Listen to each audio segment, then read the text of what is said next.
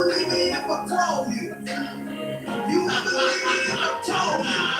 going on, everybody? So, I'm gonna give y'all a step-by-step recap of the last tour, just to give y'all a little insight on what happened. I know that like I've been giving you little like bits and pieces, and if you've been following along on other social media, you might have heard a little bit more. But if you're only one of our viewers that only views us on YouTube, then you have no idea what I'm talking about, and I'm gonna get you up to speed. Okay, so a couple months ago, an artist named the Dopest Matrix hits me up and says, "Hey, I'm gonna be doing a tour. I'm gonna be in Albuquerque on October 21st or September 21st, excuse me. And do you want to open up for us?" So I agree. I do the show. The show goes well. Um, that night, we go out and we're partying and stuff and letting loose. And they told me that, or it was two artists on the tour. It was the Dopest Matrix and this artist named Cold Leroy. And they're telling me how they've been sleeping in the homie's car while they've been touring and stuff. And so I offered to let them sleep in the RV. What up, Tim? What's going on, man? What are you doing today? How you enjoying your Sunday, man? Just doing a little recap of the tour. Um, so yeah, like I said, dude hits me up. I do the show that night. Sitting there and we're hanging out. I offered to let them sleep in my RV, and I'm like, "Yo, let me go on the rest of this tour with y'all." And so Dopest is kind of drunk, and he's like, "Yeah, whatever, man. Like, come on the rest of this tour with us." And so I do. I hop in the, I like pack my stuff up the next day. I'm like, "Hey, my cousin's getting married tonight. Let's go to this wedding." They didn't have a show for a couple of days. I was like, "Let's go to this wedding and then we can dip." You know what I'm saying? So we go to my cousin's wedding. We, start partying. We end up going out the whole night. You know what I'm saying? Raging, kicking back, wake up at a homegirl's crib. And then I hop in their whip and we dip, right? And so we make it to Arizona, and we do a show in Scottsdale, Arizona. That show goes off the hook. And then, the sound guy kind of took a liking to my music. And so I'm like talking to him. I'm like, "Yo," looking like Popeye over here and shit. Anyway, I asked him if we can take a shower at his crib. He's like, "Yeah, my girlfriend's at work. She works graveyards. She'll be home in a couple hours. We got some time." So we get there, and I find out that not only is he a sound engineer, but he's a recording engineer, and so is his roommate. And I'm like already high off. I just jumped in this motherfucking car and went to Arizona with some dudes I don't even know. So I'm like on one. I'm like, "Fuck it, let's record a track. I'll buy a beat right now. Let's go." Right? So I buy this beat, we record a session, and we hop in the car and we dip. We get to we decided to make a little pit stop in Laughlin, do a little gambling, do a little drinking. Then we make our way to California. We decide to go camping in the mountains and stuff. You know what I'm saying? We still had like a day in between some shows and stuff, so we camp out in the mountains. We cook some food over a fire. You know what I'm saying? And just kick back, drink a little bit. Then we make it to LA, and they actually had a block of days before our next show, in between the Arizona show and the next Cali show. So we're hanging out in LA, and me and Matrix are staying in this like hostel, you know what I'm saying, in LA. And just he's kind of showing me around because he's lived there before, so he's kind of showing me around LA. We were doing this thing where we would deliver food for this company called Postmates. So we were kind of riding around the Hollywood Hills and delivering food and shit like that. And Then our next show comes. We're hanging out at beaches and stuff like that, chilling. I went to Venice Beach and did some art and shit like that. And so we start making our way up to Oregon because that was where our next show was supposed to be. We stop in Santa Clara, California. They just so happen to be doing this kind of like this hip hop show at this coffee shop inside of this university in Santa Clara, and it was called like Coffee and Hip Hop or something like that. And so we kind of go and like just crash this show. Like the homie knew the dude who was throwing it, so we went in there, just kind of fucking blew them away real quick, boom, and then we make our way towards Oregon. So we're in Medford, Oregon, and we're chilling. We go to this the venue that we played in Medford, Oregon was an actual Chinese restaurant. Like we show up and they're like, we like to offer all the touring artists that come through here a buffet. And so they like let us eat Chinese food. And we played in this room in the back of the Chinese restaurant. And so that was a pretty good show. Like I got kind of fucking sauced. Like that was the beginning of them seeing like Truth is a fucking maniac, right? Like it already kind of been kind of wild in Arizona, but like it wasn't too wild. Like I lit a blunt up inside and let the homeboy hit the blunt and walked outside, and they were like, "We would prefer if you didn't do that." Right? But it wasn't the wildest shit in the world. Like all I did was kind of rope us into a situation that was gonna let us like take a shower, and then I recorded a track. That's not super serious, crazy. But you know what I'm saying? That's what it is. Who are you always talking to? This is my Oh, sister. Her titties must have been falling out because she stop! just. No, you know what? You know what's fucked up though? Hold on. No, no, I'm no, gonna no! put. Don't you be telling no blast stories. I'm gonna be. No, this is fucked up. Like, okay, so I'm back in Albuquerque, and like it just so happened that my homies were throwing like this party. I have some good friends that throw this annual Halloween party, and we ran out of cigars to roll up. Y'all know how I like to smoke blunts, and if you don't know, you'll know very soon. So I got one that we can roll up. um, so we're out of blunts. I'm high. You know what I'm saying already. Like I'm already pretty blown. I'm drunk, and like she pulls a tampon out. We're in a house party. Keep this in mind, all right? It's not well lit in this place, and there's like strobe lights and flashy lights going on, and she pulls out this thing, right? This package, and she hands it to me, and she's like, "Oh my God, look what I just found."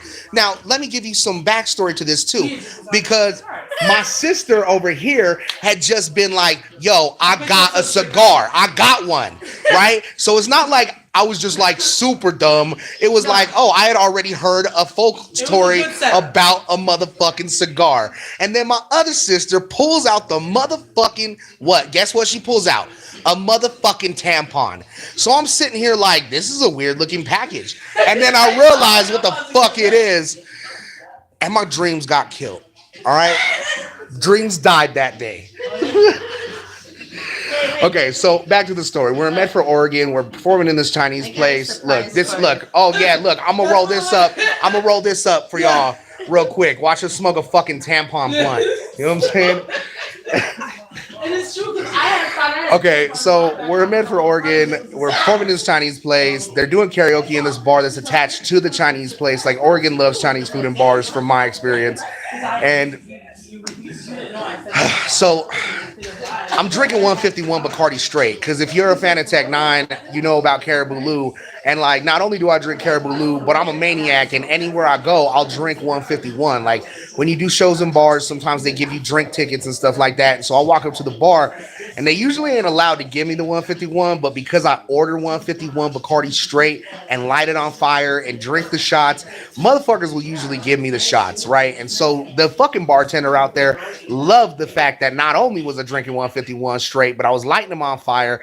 And so he just kept getting me drunk off of 151 Bacardi all night. And I also do these stupid things where like I'll run behind the bar and grab whatever bottle I can and just like pour it in my mouth. That's not don't be like me. I'm dumb. All right, because you get drunk and you forget how much you drank because you ain't even like anyway. So over here trying to sing karaoke. and I'm singing it very poorly, and the DJ's like, "All right, I'm cutting you off, bro," and everybody makes noise for this guy, and I'm like, "Thank you, everybody, but I got a small dick," right? And so I finally get back in the car, and like we ran a raffle that night, and obviously Oregon like has weed galore, so people in some places will give me weed for raffle tickets so that they can win prizes off of our table and shit. And people gave me a gang of weed that night. So I'm sitting here, we're smoking blunts, and I'm hopping out the car doing the Kiki challenge and shit. And I'm trying to like fly out the window, but I'm too fat to even fit out the motherfucking window and shit. So we make it to back to California. We had a show in Sacramento, California that night. We did the show in Sacramento. It was real tight. We linked up with these artists that are originally from Oakland, but were living in Sacramento or right outside of Sacramento. And they performed that night. You know, Jay Bizzle the King and Tommy Brown. We went, you know, Jay Bizzle invited us back to his crib, and you know, so we're kicking it, and you know, they hop right in the studio, and like Tommy Brown fucking starts writing this hook, and they're like, you know, they're getting the juices flowing and shit, and like I'm dead ass tired, so I kind of pass out. You know, I'm like chilling, talking to the homegirl. We pass out, and I like wake up, and I'm like, oh fuck, they're still in the studio, and I'm like, fuck it, I need to seize this opportunity. I'm trying to do as many fucking collaborations as I can while I can. So I get up and I go in there, and like homie's laying down the hook, and they both got like you know, homie's got his verse ready. So I'm like writing the verse, just boom on the spot, like jotting it down, writing the verse. That track just actually got released. You know what I'm saying? You guys can find it on SoundCloud. Tommy, or my bad, Tim. You can find it on SoundCloud if you want to check it out, bro. You know, I can shoot you the link to your messenger on Facebook or whatever, so you can check it out. But it's like some Bay Area shit. You know what I'm saying? Like some real funky shit. Um, I got on my E40 tip, ugh. And so like we finished the recording session, and at this point, like I hadn't really taken a shower in like a day or two, and I hadn't changed socks, and I had some shoes that I should have motherfucking retired before I even got on tour, but I pushed them to the limit, and like my feet stunk this dude's house up like crazy. Like his dad comes out and he's like spraying air freshener and like opening the doors and shit. He's like, bro, like, can you just put your shoes outside, please? Right? And so I ended up throwing the shoes away that night. And, you know, we end up going to, where was our next stop? We start heading to Portland, right? Yeah. So we start heading to Portland. We get to Portland. We meet Cole's pops, you know, and his mom, and they're really delightful people. And like we're sitting there, we're chilling, we're having a little drink. We go to the venue. It's this real nice brewery out there. What were they called? The Big Labruski, because they're like, you know, they sell the what the fuck is that shit? Oh man, I appreciate you bumping it, bro. For real, man. Please share it with anybody you think's gonna like it. Did you like the track? What'd you feel about it? You know, I know it's not my usual style, but I do so many different styles anyway. Like I don't know what my style is other than just being myself on a track. Really, it's truth shit. You know what I'm saying? Um, so we're kicking it in Portland. We do the show in Portland. We're kind of faded at the end of the night, and somebody busts out the window to the car, and I'm real heated about it. We're all kind of mad about it, and I'm trying to like take revenge on a motherfucker. You know what I'm saying? I'm trying to like beat somebody ass for breaking our window, right? And I start getting kind of crazy, right? And I'm like changing my clothes in the middle of the street for some reason, and like eating fucking Chinese food by the handful. Like we had went to this other Chinese food place in fucking Salem, Oregon called the Blue Widow or some shit like that. And it was a dope ass little Chinese place that had a bar in the back of it and shit. So we in the bar eating Chinese food, drinking dank beer and shit. And I had a bunch of leftovers, so I'm like eating the fucking Chinese food by the handful. Yeah, yeah, because I don't have no motherfucking fork or no chopsticks or anything like that. So I'm just being a fucking savage. And they're trying to calm me down and it's not working. And I start saying some shit, obviously, that offended them. And Matrix says something that offends me along the lines of like, oh, well, if you wouldn't even be on this tour, I only really cared for your part. Hey man, it's like that, man. You know, Tech did a lot of collaborations in his time where I really only liked his verse, and I appreciate you listening, fam. You know, straight up. Uh, but I appreciate that you liked my verse. You know what I'm saying? It's love. So at this point, he says something slick along the lines of like, you wouldn't even have this weed if it wasn't for me, because I'm sitting here trying to like roll up some weed, right? So I take this half ounce of weed and throw it out the window. You think I need some motherfucking weed? And they stop the car. Homie gets out trying to like find the weed and shit. And I'm like ranking up weed on this $20 bill already. So I'm trying to like roll this weed in a $20 bill and smoke a big fat fucking joint out of this $20 bill and shit, right? And homie's like, don't do that. Like, that's never gonna work. And blah blah blah. And the other dude's like, why would you do that? They're probably stressing about money and shit. And he goes to like grab the $20 out of my hand. And at that point, like, I flip on a motherfucker, right? And at yeah, you hear that shit, man. I'm really trying to do a music video for that shit. Like, I'm really trying to get. Oh, you know what? I'm slacking actually. Fucking, I need to be hitting these motherfuckers up to see if I can get this music video done for the Monsters track. There was this haunted house that I was supposed to work with before we left town. I don't, you know, I'm not really sure what's going on with them right now, but I need to get in contact with them so we can try to put a music video out for this. Um, so basically, I turn into the guy that I'm talking about in this song. I'm a fucking maniac, right? And I end up trying to like fight both of these dudes, and I'm in the middle of the rain with no shirt, no shoes, no fucking socks. That's why I ended up hitting you up and being like, "Hey, dog, like, do you think I can stay at your crib?" You know what I'm saying? Because of that fucking bullshit. And so I wake up the next, like, okay, so this isn't how it ended that night. So I'm without no shoes, no socks, no fucking shirt, in the middle of the fucking rain, like, fuck y'all, eat dick, I don't give a fuck about y'all. And they're like, please just get in the car, dog, like, we're sorry, like, please just get in the car. And then like this other dude shows up out of nowhere. I don't know who the fuck he is. He's just some random dude. And a police officer shows up and he's like, yo, I'm like, I walk straight up. You know, these guys are fucking, oh my God, the fucking cops are here, get in the fucking car and shit. And I'm like, man, fuck the police, nigga. And I walk up to this dude and I'm like, what up, bro?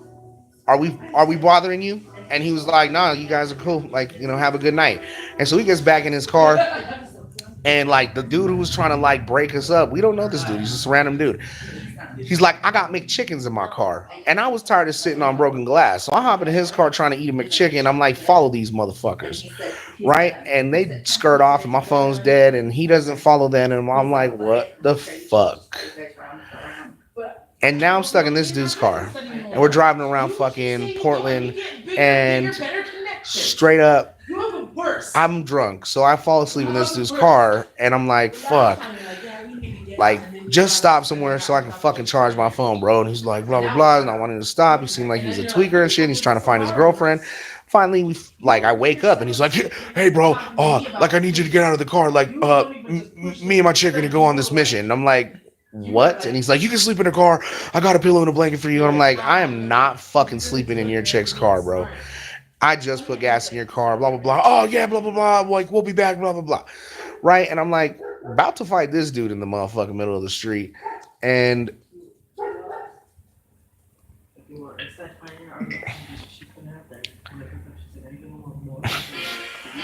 this chick jumps in his motherfucking car, steals his car, driving it down the street. He's running after the fucking car, trying to hop through the window to get in the fucking car.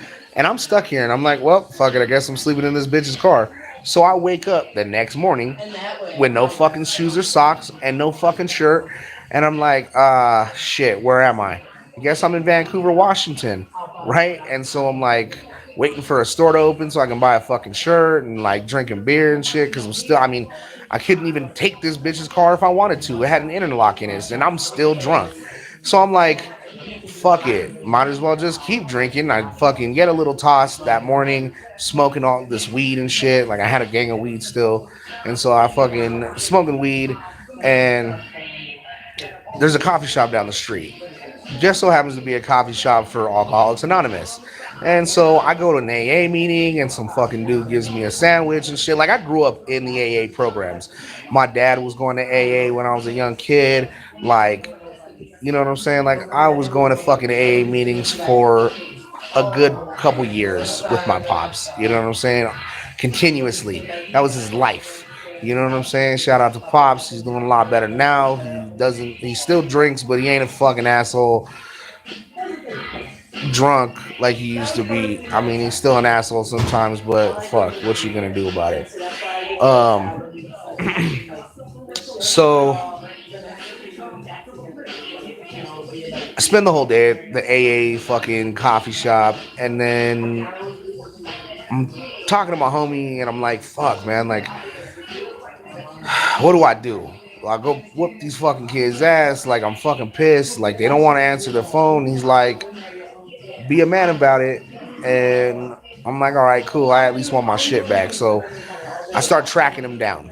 Right. I'm not really trying to go on the rest of this tour with them if they're not trying to have me there. I start tracking them down, and I find I find out where their dad works, and I find out like find one of their old addresses, and I'm like hitting this dude's mom up. You know, I'm hitting up Jacob's mom, Cole's mom.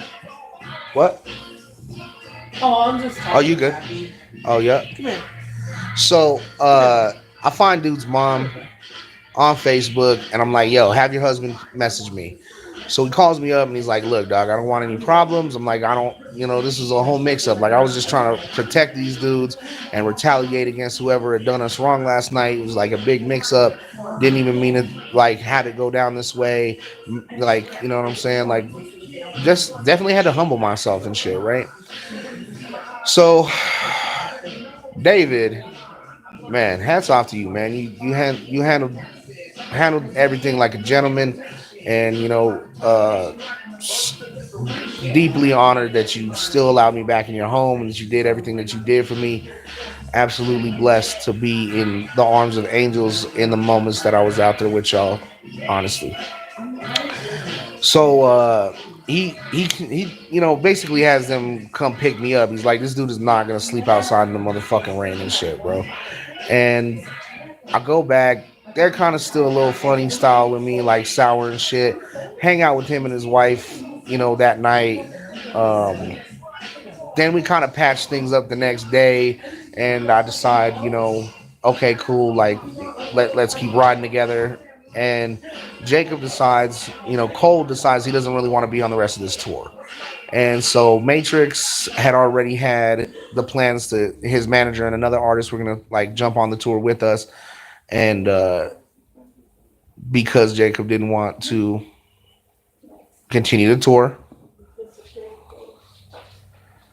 because he didn't want to continue the tour, he he was like, I'm gonna jump in this van, right? And he asked me if I wanted to jump in the van, so I jumped in the van. We did a couple more dates, right? We did Eugene, Oregon with Cold.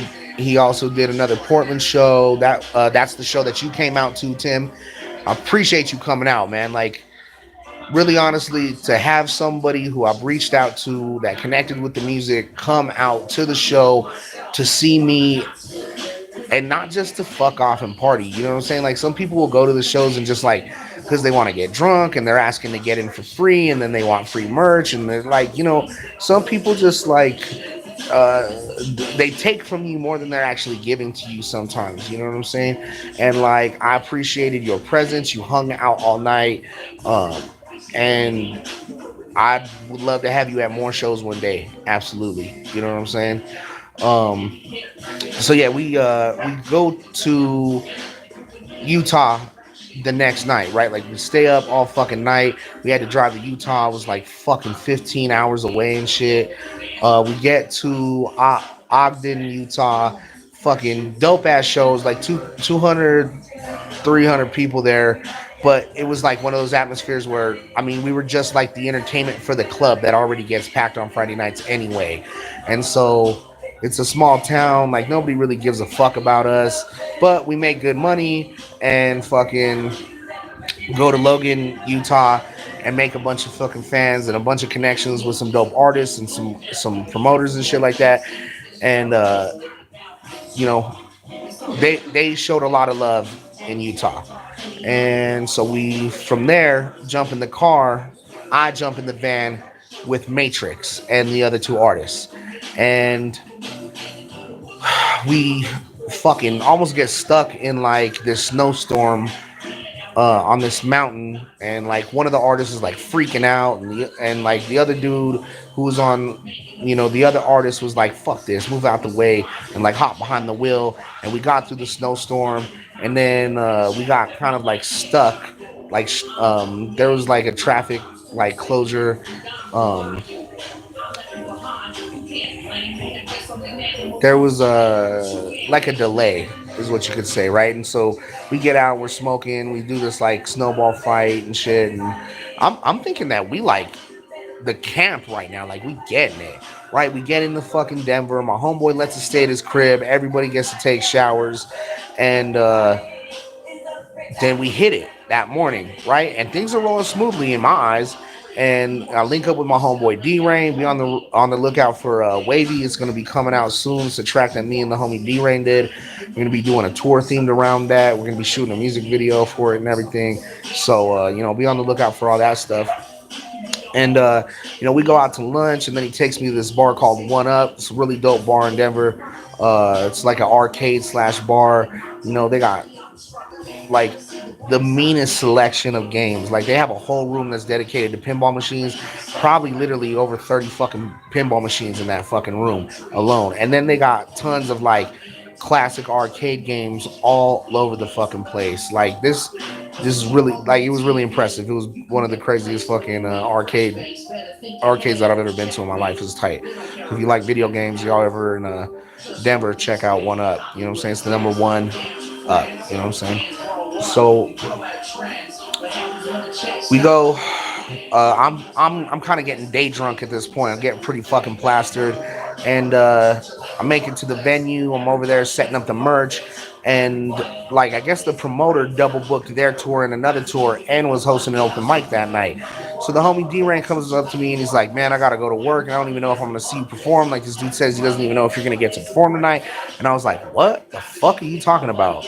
Right? And so I walk up and I'm like, "Let's get the show started." And I like walk up to the promoter, and then he's trying to get tough, and then we end up outside, like almost squabbing and shit, and he fucking trying to power play. So I just start making money. I'm like, fuck this shit. Start running a raffle, start making money. Like I don't got fucking time for little kid games and shit. You know what I'm saying? So um Matrix is kind of butthurt about being bossed around. Like honestly, he a little bitch. Like let's just call it what it is. Like sometimes he be trying to talk tough. He ain't about shit. So dude's kind of bullying like motherfuckers around. I'm running game. Everything's gravy. He ain't the center of attention. He seems like he's probably getting a little hurt. And all of a sudden they like pack up their merch and kind of like go outside. And I thought they were just gonna like come back inside. And they don't show back up. They're getting called up to perform. I hit up Matrix. I'm like, "Hey dog, they're calling you up to perform. Are you gonna perform?" And he was like, "We're behind Pete's Pub." And I'm like, "Oh, okay, cool. Are you good?" Like asking him, like, "Are you gonna come perform? Like, what's going on?" So I don't get a response. I get called to perform. I perform. I fucking call the numbers for the raffle. I'm sitting there chilling. I'm kind of like packing up the merch and shit. And I'm starting to realize that these motherfuckers might have taken off on me already. And so I'm there, and like I end up fucking meeting this cool dude. Like I was asking him to like fucking gut check me so I can put it on Snapchat, and I mean he's like, "I'm a professional MMA fighter, bro. I'm like gonna break one of your ribs. Like please don't make me do this to you, right?" And so basically, uh, like I ended up staying at this dude's crib that night. Like it was a blessing to be able to run into him. He like lived 2 blocks down, like from the fucking bar. So we just We kicked it the rest of the night, chilled, fucking. I woke up that morning, called up my homeboy Izzy. You know, he came to the rescue with my manager and shit. Daniel, shout out to like Bad Wolf Entertainment, nigga. You know what I'm saying? We out here getting it. And so I'm kicking it with the homies, and they're like, yo, you know, that's how the tour ended. Boom. Tour's done. Truth got left in Denver, right? And so I'm kicking it with the homies. They're like, yo, we're going to the Stanley Hotel where they filmed The Shining. Like, come out and check it out. So I kick it with them for a couple of days and kick it with my cousin in Denver. And I end up back here in Albuquerque. And that's the tour. And, you know, the collaboration was something that came from the tour that I'm proud of. I got a bunch of footage on tour. I'm gonna edit it together, and it's all love, man. You know what I'm saying? I'm gonna edit it all together, and keep on moving. I got a new track that's gonna be coming out called "End of the Road." It's just all about touring. I got another track that's gonna be coming out called "How Could You." It's kind of basically about people kind of just dealing with the emotions of like losing their loved ones, and they say that there's different parts of the mourning process where you might become angry, you might become resentful of the person that even died. You know what I'm saying? And so it's kind of just about feeling those emotions, like feeling about a person that you love that's gone. Like, how could you just leave me like that? You know what I'm saying? Because it's about losing people to like suicide or overdoses or gang violence and shit like that. You know what I'm saying? Like, it's some serious shit. But all in all, it was a pleasure to meet you, Tim. I can't wait to meet more of the loved ones out there while we on tour. We're definitely trying to. We have a show booked in Portland, Oregon, at that same venue that you saw me perform at, Tim. May 2nd this next year. All right. So I'll see you May 2nd, man. If not before. And I appreciate you listening. I appreciate you watching. I appreciate you commenting. You a real one, man. And everybody else, I love y'all. I hope that you have a great day. And until next time, stay blessed.